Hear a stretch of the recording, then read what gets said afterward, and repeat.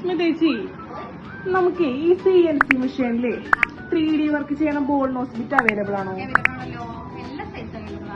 ഒന്ന് കാണിച്ചു തരുമോ? ഇത് 3.175 × 22 3mm ബോൾ നോസ് ബിറ്റ് ആണ് 3D വർക്കിന് യൂസ് ചെയ്യുന്നത്.